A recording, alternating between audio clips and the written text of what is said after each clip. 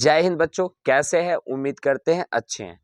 आप भी अगर तैयारी कर रहे हैं बिहार बोर्ड मैट्रिक परीक्षा 2026 को बिना पढ़े कैसे हिंदी में पास करें, तो आपको हम एक ट्रिक्स बताएंगे।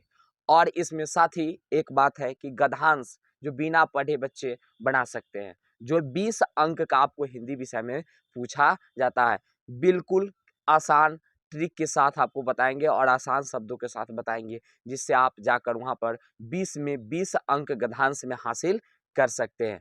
हम बता दें, हिंदी विषय का गद्यांश बच्चों बच्चों दो भागों में पूछा जाता है कि इसमें एक 10 अंक के लिए और फिर दूसरा 10 अंक के लिए।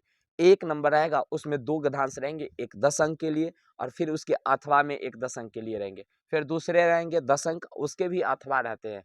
आप जो आसान है, चार गद्यांशों में से जो गद्यांश आसान लगेगा, आप उसका आंसर या उत्तर आप दे सकते हैं बच्चों लोग। बिल्कुल आसान ट्रिक के साथ, बिल्कुल आसान भाषा में आप गद्यांश में अच्छे से अंक प्राप्त कर सकते हैं, 20 अंक। तो चलिए हम लोग कॉपी पर हल कर कर आपको हम बताते हैं कैसे प्राप्त करना है।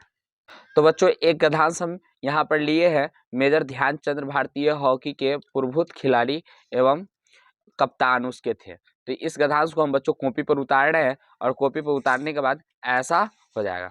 तो बच्चों लोग ये हम गद्यांश को उतार लिए हैं और ये गद्यांश का उसका क्वेश्चन है।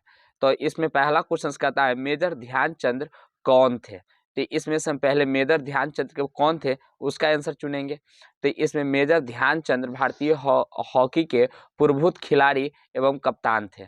तो पहले क्वेश्चन का यहाँ प्रश्नोत्तरी संख्या अ और अ लिख देंगे। अगर अथवा इसका रहता तो अथवा लिखते, नहीं तो अ है तो अ ही लिख देंगे, ठीक है।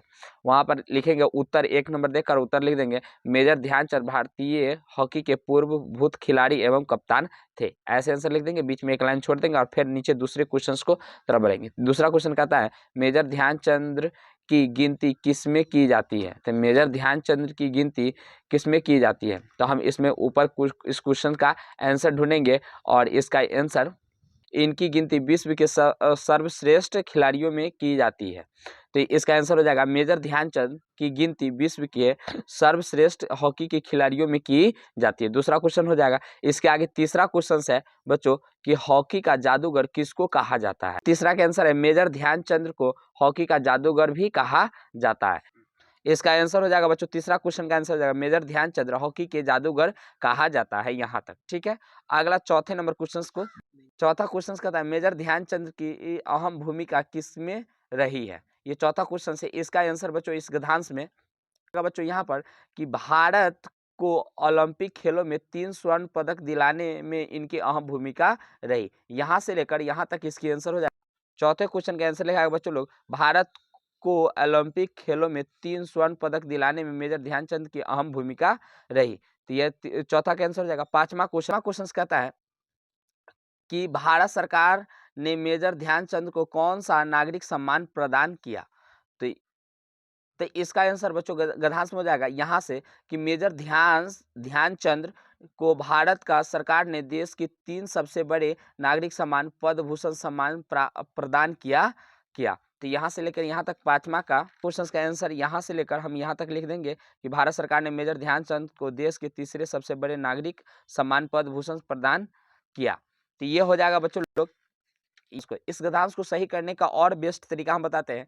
पहले आप गद्यांश को क्या करेंगे, लाइन बाय लाइन क्रमबद्ध तरीके से पहले पढ़ लेंगे पूरे लाइन से यहाँ तक, और इसमें दिए गए क्वेश्चंस को अच्छे से करके और तब इसमें क्वेश्चन का आंसर खोजेंगे, जिससे गद्यांश का आंसर आपको गलती नहीं होगा। और ऐसे जैसे हमने ऐसे आपको बनाकर बताया, अगर ऐसे आप एग्जाम में 5 क्वेश्चन का आंसर लिखते हैं तो बच्चों लोग आपको 10 का 10 मार्क्स एक गद्यांश में मिलेगा। इसी प्रकार से ये दूसरा गद्यांश भी है बच्चों लोग। ये दूसरा प्रेमचंद हिंदी के 2 गद्यांश बनाना रहता है, 4 गद्यांश में से दूसरा गद्यांश भी है। इसका भी क्वेश्चन है। इस गद्यांश को भी हम क्या करेंगे, ध्यानपूर्वक ऐसे पढ़ लेंगे और ये क्वेश्चन हो गया। इस क्वेश्चंस को भी हम लाइन बाय लाइन क्रमबद्ध तरीके से फिर ऐसे हम उसका आंसर लिखेंगे। साफ साफ कटिंग नहीं रहेगा और इधर का भी लाइनिंग बराबर है और इधर का भी लाइनिंग बराबर रखेंगे हम लोग। उत्तर लिखकर बहुत अच्छे से ऐसे सजा कर लिखेंगे तो आपको एक भी नंबर एग्जाम में नहीं कटेगा। तो बच्चों उम्मीद करते हैं ये दोनों गद्यांश आपको समझ में आया होगा। हम लोग तब तक के लिए उम्मीद करते हैं कि अच्छा लगा होगा। हम मिलेंगे नेक्स्ट क्लास में, तब तक के लिए बच्चों लोग जय हिंद।